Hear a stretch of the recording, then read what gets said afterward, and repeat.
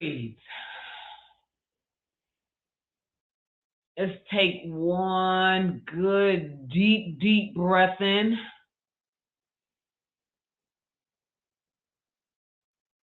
and let it out.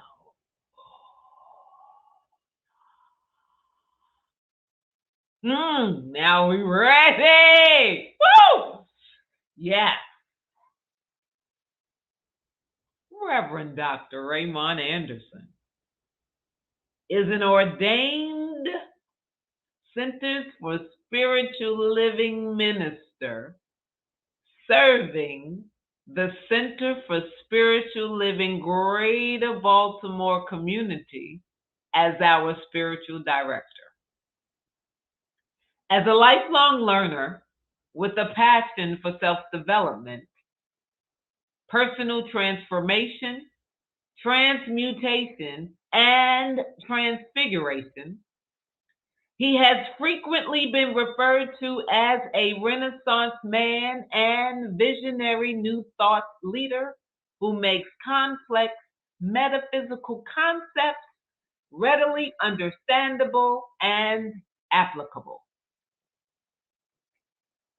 His mission is to live, move, and be an active member of society who serves to educate, elucidate, and emancipate people and communities to awaken and empower themselves.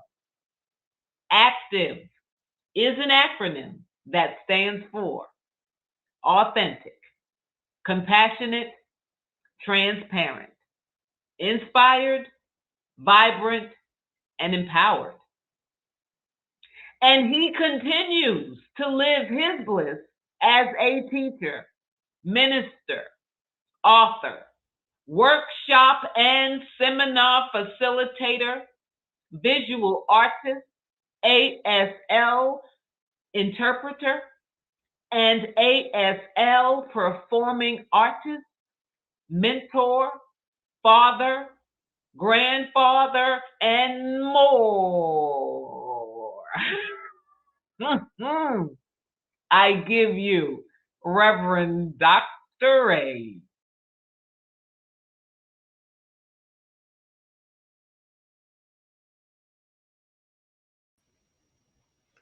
Namaste and greetings. Good morning, blessings, all that good stuff. So today we are talking once again, finishing off the month talking about money. And one of the ideas regarding this is to shed, surrender, let go of, whatever word works for you, the idea that we need to hoard, even save. And we'll get to that in a minute. But rather to engage in this idea of what it means to flow, to receive, to give, to share, to enjoy, to be part of the infinite bounty of all that is. Because failure to do so means we are stuck in the toxic capitalistic energy that exists around the planet, which is who stole my cheese? And there ain't enough to go around. And the rich get richer and the poor get poorer. Like all of these things exist within that paradigm. This is one of the reasons why you may remember there's a story, a parable in the Bible where Yeshua is saying, look, if somebody decides they're going to sue you, just give them your shirt too. Like give them, instead of being like, and getting defensive, give. And it's the energy of pause, breathe, because I already hear some of you. Pause and breathe. The idea is do not be so attached to something that you don't recognize when there is the need to give. Because sometimes we let fear and guilt and resentment and bitterness, etc., hold us back from giving. So today we are diving deeper into this idea of what it means to heal and shift this consciousness. Ernest Holmes says, The law of our being is the law of perfect assimilation, elimination, and circulation. A knowledge of our oneness with the God life, all about and all within us, will heal. Got that? Because we're going to revisit this a little bit later. Assimilation, elimination, circulation, and the knowledge of our oneness with that which is God heals. So it heals what, though, Reverend Ray? Well, what are we talking about today? Or are we not talking about this idea of money? So it heals our consciousness, our beliefs, our energy around money. So when someone gives you money, how do you feel? For example, the Powerball estimated this upcoming drawing will be 1 billion with a B, billion, bravo, billion dollars. If someone gave you $1 billion, feel that energy. What would it feel like? How would you feel? Not what would you think about it, but how would it feel? Would you feel gratitude? Or would you feel fear and feel worry, which is connected to our thinking? Like, what would you feel? Now, let's drop into, well, what would you think? Would you immediately go into, oh man, so I've got so much now that people are going to be asking me for, and what would you feel? What would you think? What would you do? Now, what if someone took, for whatever reason, you owed, whatever reason, $1 billion that you had to give out? Do you feel the same level of gratitude? I mean, you had it to give, so do you not bless it in the outgoing, just as you blessed it and were grateful with the incoming? Because if we aren't able to bless both the inhale and the exhale, if we are not able to bless both all of the ways that circulation goes, the heart expands, bless. The heart contracts, bless. Money comes in and money goes out, bless. Because if money just came in, what would be the point? Is it not coming in to circulate, to go out somewhere? So why not bless it in the circulating?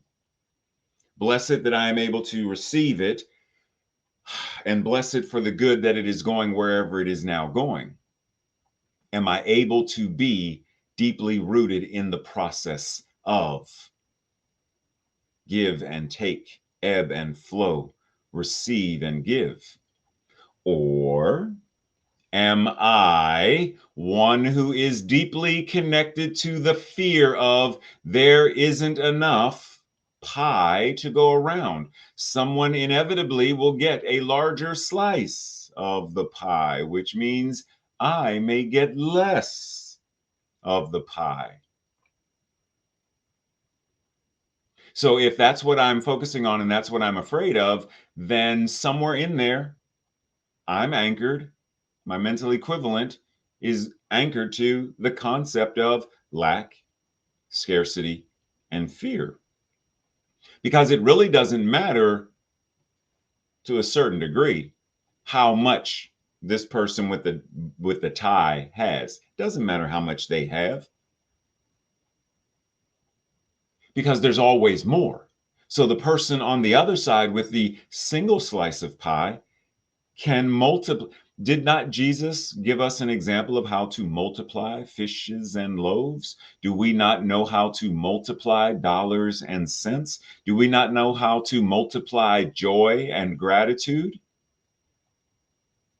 See, depending on what our mental equivalent is, addresses how we address capitalism, addresses how we address money, bills, debts, etc.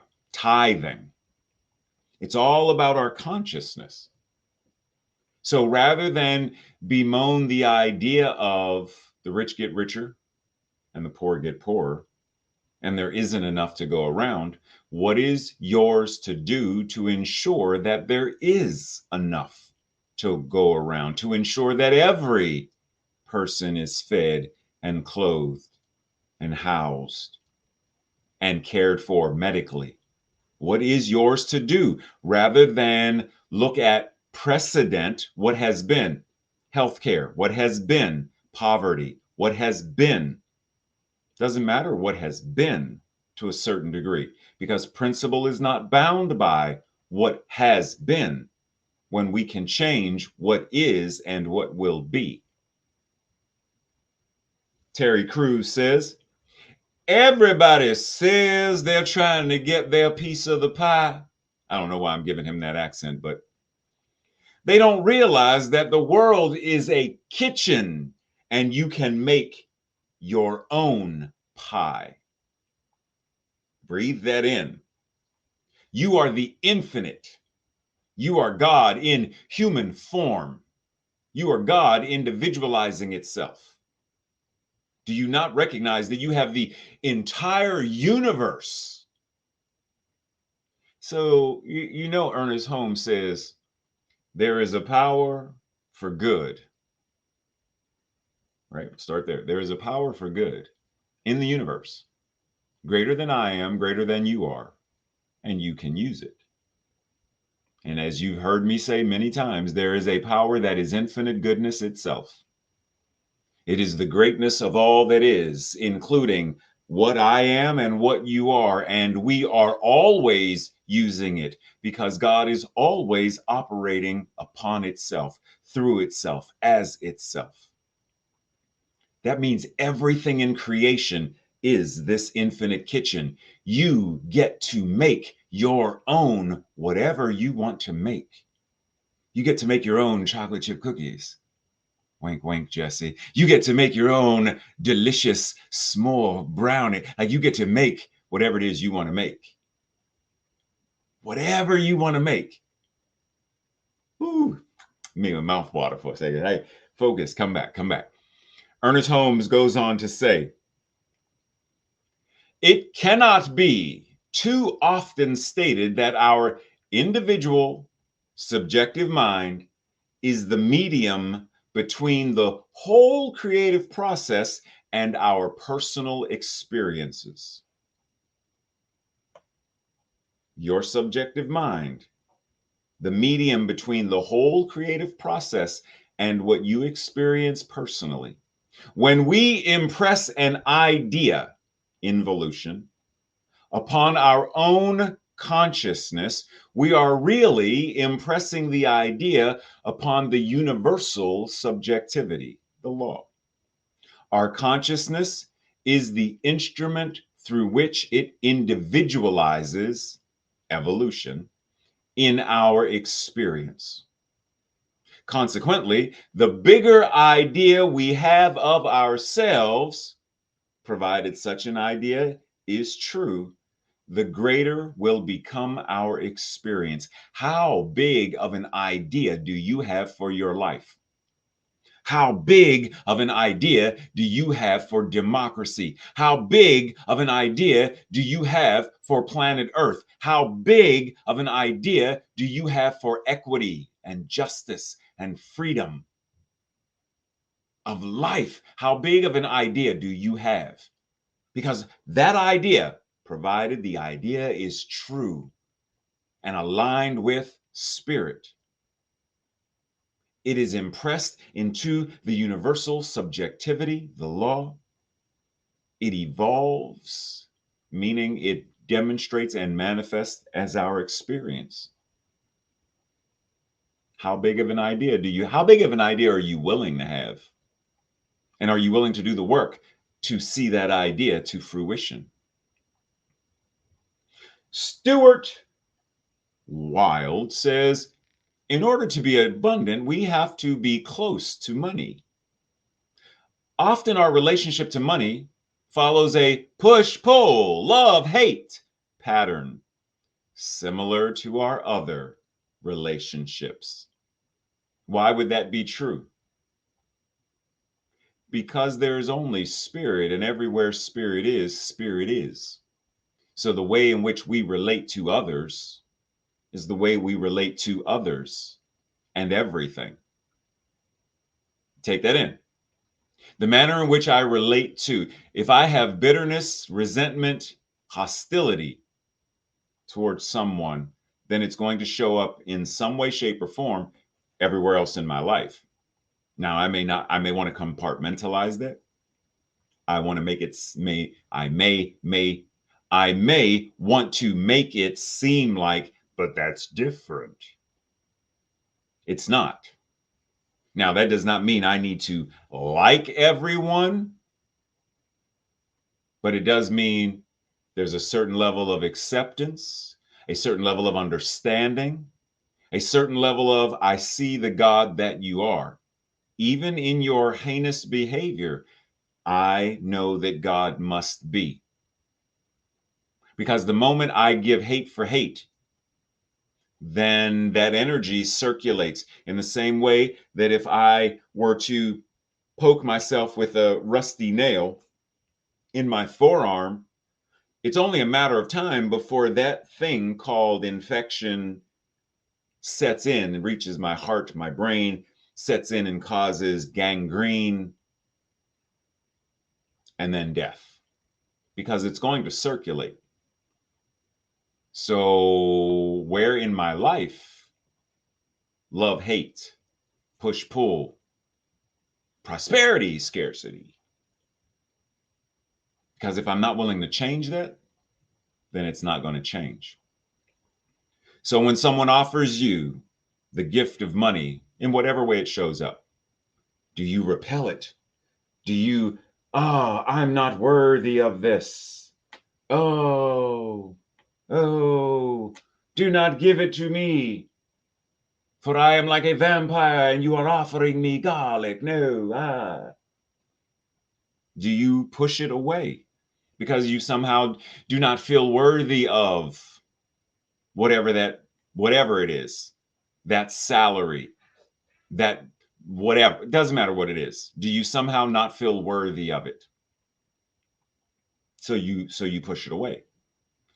But pause. Because if what we're talking about is this idea that God is everything, God is everywhere, then what happens when we understand that money is also the energy of love? So when I am pushing money away, I am pushing love away, I am pushing God away, I am pushing my relationships away, I am pushing joy away. Or let's flip it and recognize we're no longer pushing it away. We are deeply immersed in the energy of our relationships, the energy of love, the energy of joy, the energy of bliss, the energy of service, laughter. Because it's not just about money, it's not dollars and cents, it's the energy back of it. Didn't Frank say this morning that at a molecular, quantum, atomic level, we are all energy? So that dollar in your pocket, in your wallet, is energy. And that energy is no different than the energy of any of these things. Quality time is energy. The mystical experience of your oneness with God is energy. It's an energetic feeling. Your creativity, hugs, all of this, living life fully is the energy of God. It is God. It is the divine. So are you ready to step into the idea of, rather than pushing it away, talking about, I don't want it, I don't deserve it. Step into the energy of, I do want it, I do deserve it, because I deserve all that God is. I am it. Why would I not deserve the more of it that it as me? Yeah, you got me, right? I deserve it. Breathe. Ernest Holmes goes on to say, the law of our being is the law of perfect, we did this, right? Right? Perfect assimilation, because I'm getting ready to switch it up on you. So when we think about this, what are you willing to see? Right? Let's go back for a second so you catch that. See, circulate, eliminate, assimilate. Circulate, eliminate, and assimilate. What are you willing to see in order to heal? Breathe. Are you willing to circulate, to move continuously, freely? Are you willing to eliminate, to completely remove or get rid of anything and everything that does not serve this concept of healing, this process of healing? Are you willing to assimilate and adopt, to take in the information, the ideas, the beliefs, the practices, and to understand and engage fully? Are you ready and willing to see? I can see clearly now. Are you willing to see and live accordingly? Because if we're not, then we will continue to be shackled or bound to, or whatever word works, because all of these things, resentment, bitterness, gossip, holding a grudge, prejudice, judgment, they prevent us from being able to embrace and embody the energy of money, life, God, because you cannot serve two masters. You cannot believe these two things and live from these two things simultaneously. One of them will dominate. Lack, scarcity, abundance, prosperity. I cannot, and we ebb and flow between I am beautiful, I am ugly. We ebb and flow between these. And whichever one is on any given day, the dominant is but the other one, it's still lurking in the shadows. I am beautiful, but it's still lurking in the shadows, waiting to pounce because it's not being addressed. This is our invitation to truly address all of the things in our consciousness and in our lives that are not serving us. Because if we don't, then we're thinking it's about money and it's not. We're denying ourselves love. We're denying ourselves life to the fullest. It's not just about the money. We are denying ourselves the awareness that we are the divine. But the moment we shift this, where in my life am I denying love? Where in my life am I denying my spiritual magnificence? The moment we are willing to truly address this and heal is the moment one hand embraces the other. The moment we embrace ourselves and understand who and what we are. And we live life differently. We show up in a different manner. Breathe. Eric Butterworth says, the receiving is always a greater flow from within. The receiving is in the same stream as the giving. The yin yang, give, take, inhale, exhale. Do you receive within? Do you receive your own love, your own self-worth, your own innate value? Starts within. It's not about a Rolex watch. It's not about that car, that necklace. It's not about any of those things if it's not within you first. And as within, so without. And then you realize what I receive, I must give. And as I give, so too I receive. As I give seeds to the ground, I receive the bounty of the harvest. Breathe. Because that's our invitation. Step into, like we say, I am not only in the flow, I am the flow itself. So step into it, be a part of it consciously, engage it consciously, because all things emanate from pure spirit and return again to it. As Mufasa attempted to teach Simba, this is the circle of life. There is only God, becoming God, returning to God, living as God, breathing as God. That's all there is, pure spirit, showing up as everything and everywhere and every when, and even the things that we don't even know to refer to. It's every, all of the absolute. Phil Late says, or Lott says, if you have the ability to save regularly, remember I said we were going to talk about saving. If you have the ability to save regularly, it is an indication that you are at least as intelligent as the squirrel who stores away nuts for the winter. Say what, Phil? Now, I understand what he says, and prayerfully you do too. However, remix. You ready?